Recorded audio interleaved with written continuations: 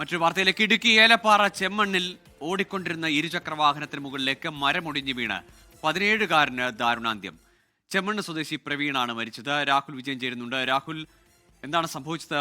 മഴയോടനുബന്ധിച്ച് ഉണ്ടായ ഒരു അപകടമാണോ ഇത്?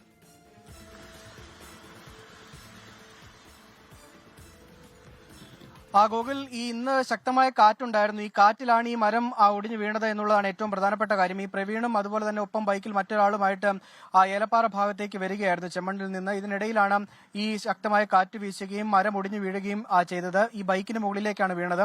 ആ ബൈക്ക് യാത്രികനായിട്ടുണ്ടായിരുന്ന പ്രവീണാണ് ബൈക്ക് ഓടിച്ചിരുന്നത്. 23 വയസ്സുകാരനാണ്. ഈ പ്രവീണിന്റെ ദേഹത്തേക്ക് വീണു. മാത്രമല്ല അദ്ദേഹത്തിന്റെ കഴുത്തിന് ഗുരുതരമായി പരിക്കേറ്റു എന്നുള്ളതാണ് മനസ്സിലാക്കാനും കഴിയുന്നത്. സംഭവ സ്ഥലത്ത് വെച്ച് തന്നെ മരണം സംഭവിച്ചിട്ടുണ്ടാകാം എന്നുള്ളതാണ് പ്രാഥമികമായിട്ട് മനസ്സിലാക്കാനും കഴിയുന്നത്. ആശുപത്രിയിൽ എത്തിച്ചപ്പോൾ ജീവനില്ലായിരുന്നു എന്നുള്ളതാണ് അറിയാനും കഴിയുന്നത്. എന്തായാലും ദാരുണമായ ഒരു സംഭവമാണ്. എന്തായാലും ഒപ്പം ഉണ്ടായിരുന്ന ആൾക്ക് ഗുരുതരമായി പരിക്കേൽക്കാതെ രക്ഷപ്പെട്ടു എന്നുള്ളതും ആശ്വാസകരമായ കാര്യമായിട്ട് ഇതിന്റെ കൂടെ പറയേണ്ടതുണ്ട്. ഗോകുൽ. ശരി രാഹുൽ, ഇടുക്കി ചെമ്മണ്ണിലാണ് മരം വീണ് ബൈക്ക് യാത്രികനായ യുവാവിന് ജീവൻ നഷ്ടമായത്. ഒപ്പം